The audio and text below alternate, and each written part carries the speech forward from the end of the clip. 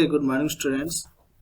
Today I am going to teach you the second part of your chapter of the third level by Jack Finney. तो देखिए बेटा, जहाँ तक हम लोग पढ़े थे हम लोग को पता चला कि तो चार्ली अपने सपनों के दुनिया में रहता है, ख्यालात में रहता है, क्योंकि वो बहुत स्ट्रेस में है और वो हकीकत से एस्केप करना चाहता है। इस वजह से वो अपनी कल्पना भरा दुनिया बना लेता है। ग्रैंड रेलवे स्टेशन जो कि थर्ड लेवल है न्यूयॉर्क सेंट्रल का, जहाँ पर अक्सर वो जाता है काम करने के लिए और वहाँ से अपना ट्रेन पकड़ के घर को जाता है। तो देखिए आगे क्या होता है। वो जब दूसरी दुनिया में जाने को सोचता है, जहाँ जो थर्ड लेवल है वहाँ से दूसरी जगह जाना चाहता है, कहाँ, वो इलिनॉइस में। तो वहाँ पर जब जाने के लिए होता है तो क्लर्क से टिकट लेता है। वो सोचता है कि मैं अपने वाइफ लुइजा के साथ में हूँ। तो देखिए टिकट लेने की जरूरत आता है तो क्या होता है। The clerk figure the fair. तो the clerk figure the fair का मतलब क्या है कि जो क्लर्क है वो क्या कर रहा है एक्चुअली, कि जो क्लर्क है एक्चुअली सोच रहा है कि जो क्लर्क है वो टिकट का काउंटर पे बैठा है और वो कैलकुलेट करके बता रहा है कि कितने पैसे हुए, ठीक ना। तो वही बोल रहा है the clerk figure the fair. He glanced at my fancy headband but he figure the fair and I had enough for 2 coaches ticket one way. But when I counted out the money and looked up, the clerk was staring at me. He nodded at the bills. That ain't money, mister, he said. And if you are trying to skin me, you won't get very far. And he glanced at the cash drawer beside him. Of course, the money was old-style bills, half again as big as the money we use nowadays and different looking. I turned away and got out fast. There's nothing nice about jail even in 1894. तो क्या बोल रहा है बेटा, सुनिए कि actually जो Charlie है वो सोचता है कि जो क्लर्क है वो टिकट काउंटर पे बैठा है और कैलकुलेट करके बता रहा है कि कितने पैसे हुए, और उसके टिकट खरीदने के लिए कि वो कहता है कि उसके पास वन वे टिकट है और उसके पास ये काफी पैसे हैं। लेकिन जब वो टिकट काउंटर में टिकट के लिए पैसे देने लगता है तो क्लर्क बोलता है कि पैसे नहीं है। That ain't money sir. That means at that time currency were different.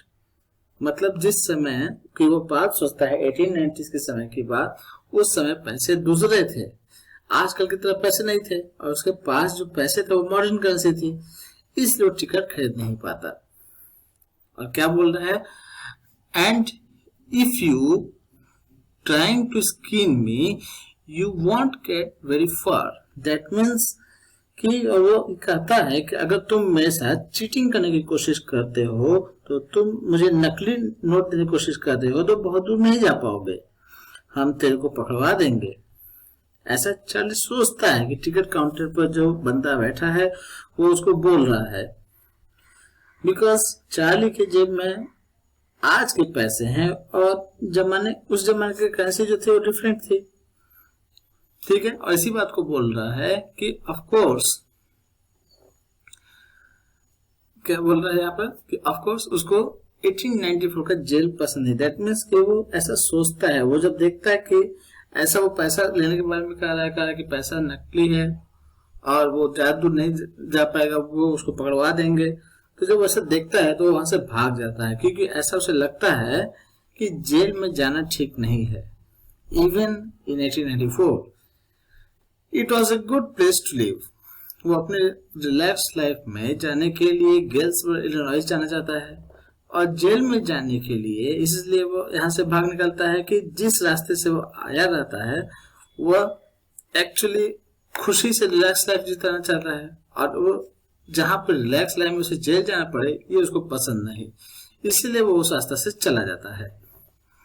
फिर क्या बोल रहा है, and that was that I left the same way I came. मतलब वो उसी रास्ते से, जिस रास्ते से आया था उसी रास्ते से वो चला जाता है, I suppose. Next day, during lunch hour, I drew $300 out of the bank, nearly all we had, and bought old-style currency that really worried my psychiatrist friend. You can buy old money at almost any coin dealers, but you have to pay a premium. my $300 bought less than 200 in old style bills, but I didn't care. Eggs were 13 cents a dozen in 1894. तो क्या बोल रहा है बेटा कि next day जब वो $300 अपने बैंक में से जो जमा करके वो रखा हुआ था, नेक्स्ट डे वो बैंक से पैसे निकाल लेता है, बिकॉज वो ओल्ड करेंसी खरीदनी थी उसे, और अब वो मनी चेंजिंग शॉप पे जाता है। उस समय जो ओल्ड करेंसी चलती थी उसे खरीदता है। दैट मीन्स उसे अपने सारे सेविंग्स को दे करके वो अपने सारे पैसे से वो पुराने जमाने के जो रुपीस थे, पुराने जमाने के रुपीस को खरीद लेता है। और जब वो अपने साइकेट्री फ्रेंड को इस बारे में बताता है तो वो बहुत ज्यादा वरीड हो जाता है और वो सारे पैसे लेकर दोबारा वहां जाता है और अपने फ्रेंड को इसके बारे में बताता है। उसके फ्रेंड काफी वरीड हो जाता है, साइकेट्रिस्ट फ्रेंड, और क्या बोलता है कि मुझे हालांकि कम पैसे मिले, क्योंकि उस करेंसी के बदले जो आजकल के समय चलता है, पुराने जमाने की करेंसी जब बदलता है तो उसको कम पैसे मिलते हैं, क्योंकि आज का पैसा जो था वो पुराने पैसे से कम ही मिलेगा ना आखिरकार। तो इसी बात को लेकर के वो कहता है कि हालांकि उसे कम पैसे मिले लेकिन उसे इस बात को लेकर कोई चिंता नहीं थी, क्योंकि उस समय अंडे जो थे वो 13 सेंट्स डजन के हिसाब से थे। दैट मीन्स वहां पर जो भी सामान था वहां इतने सस्ते पैसे थे कि उसको इतने ज्यादा पैसे की जरूरत नहीं पड़ती। ये सब उसके मन में ख्याल में आ रहे हैं, ऐसा रियलिटी में कुछ भी नहीं हुआ। बट यस, उसने पैसा जरूर बदल लिए। उसने अपनी सारी सेविंग्स को दे करके पुरानी करेंसी को ले लेता है और उसको जस्टिफाई करने के लिए वो सोचता है कि वो सस्ता जमाना था, वहां पर बहुत सस्ते सामान मिल जाते थे। ठीक है बेटा, फिर क्या बोल रहा है? But I have never again found the grand central station although I have tried often enough. तो क्या बोल रहा है? और उसके बाद वो बहुत परेशान होकर के, बहुत ज्यादा परेशान होकर के बहुत ज्यादा ट्राई किया, लेकिन उसको फिर थर्ड लेवल नहीं मिला, क्योंकि एक्चुअली वहां थर्ड लेवल था ही नहीं। ये सिर्फ उसका इमेजिनेशन था, उसका सिर्फ ख्याल था कि थर्ड लेवल है, वहां पे पुरानी करेंसी लेकर वो जाएगा और टिकट खरीदेगा, लेकिन उसे वो नहीं मिला। फिर क्या हुआ? Luisa was pretty worried when I told her all this and didn't want me to look for the third level anymore, and after a while I stopped. I went back to my stamps, but now proves that the third level is still there. My friend Sam Winner disappeared. Nobody knew where, but I sort of suspected because Sam's a city boy. I used to tell him about Galesburg. I went to school there, and he always said he liked in sound of place, and that's where he is, and all right in 1894. तो क्या बोल रहा है? उसकी wife जो Luisa थी वो बहुत परेशान हो जाती है, चिंतित हो जाती है और उसका काफी ख्याल रखने लगती है। जब वो देखते हैं कि ऐसे ऐसे उल्टे काम करने लगता है, उसका मन जो है उसका ध्यान भटकाने की कोशिश करती है, उसे दूसरी तरफ लगाने की कोशिश करती है। तो दूसरी तरफ कहाँ लगाती है? तो उसके स्टैंप कलेक्शन की तरफ। वो भी एक्चुअली चार्ली की एक हॉबी थी, क्योंकि देखो बेटा, हमारी हॉबी जब होती है वो कब होती है? हम हॉबीज क्यों रखते हैं? एक्चुअली हम हॉबीज अपने दिल के बहलाने के लिए, जब हमारे पास थोड़ी सी फुर्सत होती है तो हम वो काम करते हैं जो हमें अच्छा लगता है। उससे हमारा रूटीन ब्रेक हो जाता है, जो हमारा मोनोटोनी है, यानी कि जो एक जैसा काम करते करते बोर हो गए हैं, वो खत्म हो जाता है और हमारा टाइम अच्छे से बीत जाता है। कुछ लोग स्टैम्प कलेक्शन में भी लग जाते हैं और कुछ लोग गार्डनिंग करते हैं, कुछ म्यूजिक सुनते हैं, कोई स्टोरी बुक पढ़ता है, कुछ फ्रेंड से मिलता है। सभी का अपने अपने हॉबीज होते हैं। और for Charlie his another hobby was stamp collection. So even to the stamp collection he said it was an escape for reality. That means हम असली दुनिया से भाग करके अपने इस हॉबी की तरफ लगने लगते हैं, ताकि हमारा मन जो है वो प्रॉब्लम से भूल सके। बात समझ में आ रहा है बेटा? फिर क्या बोल रहा है कि देखिए,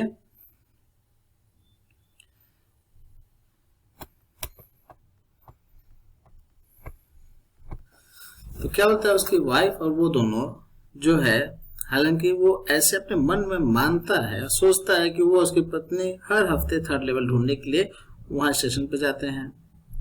और क्या बताता है, my friend disappeared, that means उसका फ्रेंड जो साइकेट्रिस्ट फ्रेंड था वो अब गायब हो गया। उसके साथ वो दोबारा मिलना नहीं हो पाया क्योंकि उनने आपस में कोई लिंक नहीं रखा था। क्योंकि देखिए उनका लिंक आपस में क्या था, बस केवल वहां पे घूमने जाने के लिए का थर्ड लेवल है वहां पे ये सब बात सोचकर, तो वो लिंक रहा ही नहीं, तो उस कैसे मुलाकात होगी।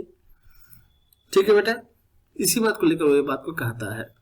फिर क्या बोलता है कि वो कह रहा है कि किसी को भी पता नहीं कि वो कहाँ गया, लेकिन बट उसे ऐसा महसूस हो रहा है, ऐसा सस्पेक्ट हो रहा है, उसको शक हो रहा है क्योंकि जो उसका फ्रेंड था वो सिटी का रहने वाला लड़का था और वह भी उससे गेल्सबर्ग के बारे में जब कभी बात करता था तो उसको बहुत ही अच्छा लगता था और उसे ऐसा लगता था कि उसका फ्रेंड फिर से गेल्सबर्ग चला गया है इलिनॉइस में और उसे अपनी एक अच्छी सी दुनिया में रहने की आदत बना ली है, जहां उसे अपना स्ट्रेस जो कुछ भी है उसे बिल्कुल भी नहीं है, लाइफ बिल्कुल एंजॉयबल है।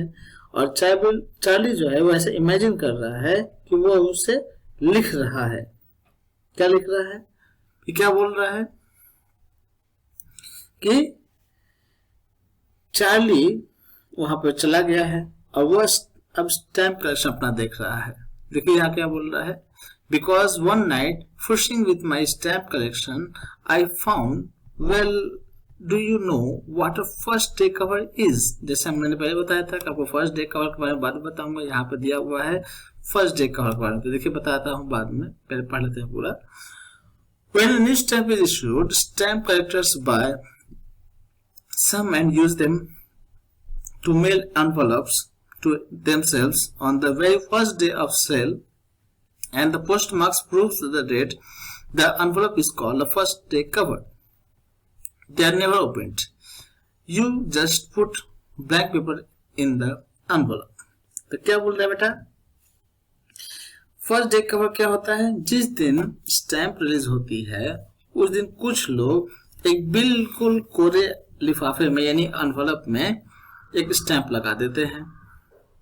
उसके अंदर कुछ भी नहीं होता, खाली सिर्फ लिफाफा होता है, लेकिन स्टैंप पर बिल्कुल लेटेस्ट लगी होती है जिस दिन को वो रिलीज हुई है, और वो पोस्ट ऑफिस में जाकर के उसके ऊपर स्टैंपिंग हो जाती है, उसके ऊपर डेट लगा दी जाती है कि आज के दिन ये लेटर चली गई।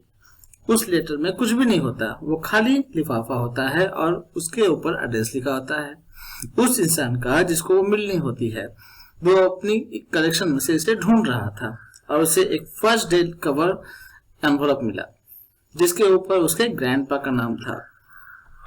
ठीक है बेटा, तो क्या बोल रहा है कि that night among my oldest first day cover I found one should haven't been there, but there it was. It was there because someone had mailed it to me, my grandfather, at his home in Galesburg.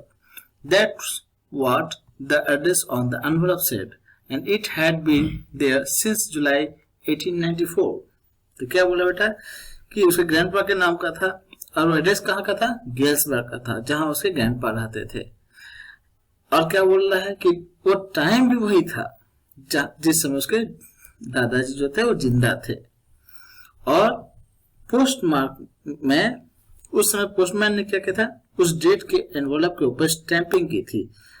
जो post office की date थी वो date जुलाई कितनी थी, 1894 की थी, लेकिन उसके बारे में से कुछ याद नहीं है। दैट मीन्स उसे अपने स्टैंप कलेक्शन के हॉबी में भी वो अपने फैंटेसी में खो जाता है और वो उस स्टैंप की देखने के दौरान वो ये इमेजिन कर रहा है कि उसमें फर्स्ट डे एनवलप कवर है जिसके ऊपर ग्रैंडफादर का नाम है, उसका एड्रेस लिखा हुआ है और जो डेट है वो स्टैंपिंग की थी वो जुलाई 1894 की थी।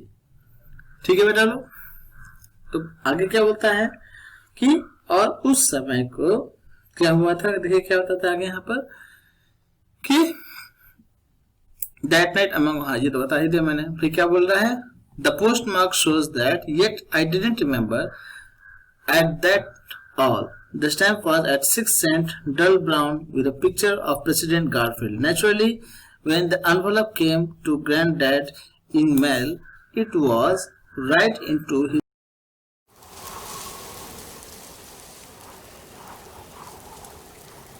तो देखिए बेटा क्या बोलता है कि the postmark showed, yet didn't I remember at all. The post was a 6 cent dull brown with a picture of President Garfield. Naturally, when the envelope came to Granddad in the mail, it went right into his collection and stayed there. Till I looked it out and opened it. The paper inside wasn't blank. It read. तो क्या बोल रहा है बेटा कि वो उस समय को याद कर रहा है. एक्चुअली सब ख्याल में है ना, इसीलिए ऐसा सोच रहा है कि उस समय जो प्रेसिडेंट थे वो गारफील्ड थे और उनकी फोटो थी, ठीक है, जो लाइट ब्राउन कलर की थी, स्टैम्प थी और जिसे सिर्फ जो स्टैम्प जो लगा था वो सिर्फ 6 सेंट की थी. और वो ऐसा सोच रहा है कि वहां पे जो ग्रैंडपा थे उसको संभाल के रखा हुआ है और आज उनके कलेक्शन में से वो उसे खोल रहा है. Now first day cover envelope में जैसे कि मैंने आपको बताया कि अंदर कुछ भी नहीं लिखा होता है, सिर्फ एक लिफाफा होता है, एनवलप है जिसके ऊपर स्टैंप लगी है. लेकिन चार्ली चूंकि रियलिटी में नहीं है और वो रियलिटी में नहीं रहता है, अपने ख्यालों की दुनिया में है, तो वो सोचता है कि जब मैंने उसको खोला तो उसमें से एक लेटर मिला. ठीक है, वो लेटर क्या थी? इमेजिनेशन थी. ठीक है ना. और उसकी इमेज पहले ऊपर कुछ ग्रैंडपा के नाम निकला, फिर उसके अंदर जो लेटर है वो चार्ली के नाम से है. तो इससे हमें ये पता चलता है कि वो सिर्फ ख्याली दुनिया में है, ऐसा रियलिटी में कुछ भी नहीं हुआ. ठीक है, तो कहता है कि मेरे को लेटर में किसी ने कुछ लिखा है और उसमें किसी ने लिखा था क्या. देखिए मैं बोल रहा है, सबसे पहला बार देखिए यहाँ पे दिया हुआ है address 941 Millard Street, Galesburg, Illinois, जुलाई 1894. Charlie, I got to wishing that you were right. Then I got to believing you were right. इसका मतलब क्या बोला जा रहा है कि वो कहता है कि मैं चाहता हूं कि तुम ठीक रहो और मैं ये विश्वास करता हूं कि तुम ठीक ही होगे. आगे देखते हैं. And Charlie, it's true, I found the third level. I have been there 2 weeks and right now down the street at the Dale someone is playing a piano and they are all out of the front porch singing Nelly home, and I am invited over for lemonade. Come on back, Charlie and Louisa. Keep looking till you find the third level. It's worth it, believe me. तो क्या बोल रहा है? वो कहता है कि मुझे थर्ड लेवल मिल गया है और मैं पिछले 2 हफ्तों से यहाँ पर हूँ और अब यहाँ पे एक स्ट्रीट पे जहाँ पे एक इंसान पियानो बजा रहा है और सब लोग ये गाना गा रहे हैं. कौन सा गाना गा रहे हैं? सिंग नेली होम. ठीक है, सिंग नेली होम गाना गा रहे हैं. और वहां पर किसी ने मुझे शिकंजी के लिए इनवाइट किया था, यानी लेमनेड के लिए इनवाइट किया था. और वो चार्ली ऐसा सोच रहा है कि लेटर में उसने ऐसा कहा है कि तुम और तुम्हारी वाइफ लुइजा थर्ड लेवल को ढूंढ रहे हो, उसका ढूंढना वर्थ है और अगर तुम्हें वो मिल गया तो तुम भी एक अच्छी सी दुनिया में आ जाओगे. वहां पर जिंदगी बहुत ही आसान है. बिकॉज चार्ली ऐसा मानना था कि पुराने टाइम में लोग अपनी लाइफ में बहुत आसानी से एंजॉय किया करते थे. ठीक है, फिर क्या बोल रहा है? The note is signed Sam. मतलब कि और ये नोट जो है किसने लिखा है? उसके फ्रेंड सैम ने, मतलब उसके साइकेट्रिस्ट फ्रेंड ने, क्योंकि वह सैम से हर तरह की बातें किया करता था. उसी को उसने थर्ड लेवल के बारे में सबसे पहले बताया था और उसको सबसे पहले बताया था कि थर्ड लेवल में ट्रेन गिल्सबर्ग, इलिनॉइस की तरफ जाती हैं. और चार्ली ऐसा मानता है कि सैम सिटी से आने की वजह से अपनी लाइफ में खुश नहीं था और वो भी कहीं आराम की जिंदगी बिताना चाहता था. उसी से वो थर्ड लेवल से मिला और उसे लग रहा था कि मुझे वो थर्ड लेवल तो मिला नहीं, क्योंकि उसको एडवाइस कर रहा है कि तुम थर्ड लेवल को ढूंढो और वहां से गिल्सबर्ग आ जाओ. ठीक है बेटा, आगे क्या बोलता है देखिए. At the stamp and coin store I go to, I found out that Sam bought $800 worth of old style currency that ought to set him up in the nice little hay feed and grain business. He always said that's what he really wished he could do, and he certainly can't go back to his old business, not in Galesburg, Illinois in 1894. His old business, why Sam was my psychiatrist. तो क्या बोल रहा है बेटा, ध्यान से सुनिए। और फिर ओल्ड स्टैम्प वाले की दुकान में जाता है और वहां उसे पता चलता है कि ऐसा चार्ली सोचता है, ऐसा कुछ हुआ नहीं है, लेकिन चार्ली ऐसे सोचता है कि सैम वहां से पुरानी करेंसी लेकर गया था और उसे कितने मिले थे, $800। और वहां पर जाकर उसे चारे का यानी घास का बिजनेस कर लिया था, क्योंकि कभी भी शायद उसे फ्रेंड सैम ने बताया था होगा या शायद ऐसा कहा था कि वो ऐसा बिजनेस करना चाहता है। और वो कहता है कि वो कभी भी अपने पुराने बिजनेस को दैट मीन साइकियाट्रिस्ट वाले काम में नहीं पड़ सकता, क्योंकि उन दिनों लोग साइकियाट्रिस्ट की जरूरत नहीं पड़ती थी और उन्हें किसी बात की कोई चिंता नहीं थी, कोई प्रॉब्लम्स नहीं थे। और वह पुराने समय में साइकियाट्रिस्ट जैसे लोगों को सर्वाइवल करना मुश्किल था, इसीलिए उसने घास और चारे का दुकान कर लिया था। ठीक है बेटा, फिर क्या बोल रहे हैं यहाँ पर देखते हैं हम लोग। I'm sorry. At the stamp and the coin store I had got to, I found that Sam bought $800 worth of all 100 currencies that ought to set him up in the nice little hay, feed and grain business. See, he always said that was he really wished he could do, and he certainly go back to his old business. Not in Galesburg, Illinois in 1894. His old business. Why Sam was my psychiatrist. तो क्या बोल रहा है बेटा, कि Sam मेरे लिए ही psychiatrist का था, क्योंकि मॉडर्न मैन आजकल की दुनिया में आदमी जो थे इतने चिंताएं हैं, उसकी इतनी लाइफ इतनी स्ट्रेसफुल है कि उसे साइकियाट्रिस्ट के पास जाना पड़ता है। इन लोगों से कंसल्टेशन लेनी पड़ती है, लेकिन गेल्सबर्ग इलिनॉइस की लाइफ आसान थी, लोग बहुत खुश थे, लोग बहुत ज्यादा एंजॉय करते थे और वहां पर किसी साइकियाट्रिस्ट के बिजनेस का चलने वाला नहीं था। So when he says all this type of things, that means about in the letter, that means he was convinced that there exists a third level, which was according to him कि उसका हिसाब से अगर देखा जाए तो उसका वो पूरी तरह से स्ट्रॉन्ग बिलीव था कि थर्ड लेवल एक्चुअली एग्जिस्ट करता है, जहाँ पर ट्रेन लेके लोग इलिनॉइस गेल्सबर्ग जाते हैं और वहाँ की जो दुनिया है वो पूरी तरह से अलग है। वहाँ पे लोग बहुत आराम से चैन से जिंदगी बिताते हैं। They enjoy their life, they live their life very simple and easy life, and this is what the Charlie want, and for his wife also too. So in his imagination he is always dreaming of going to Galesburg, Illinois and transferring himself back to the era of 1890s when his grandfather was alive. So that's all kids, and that's all about the chapter students, and I will come back to you with the question and answer in my next video.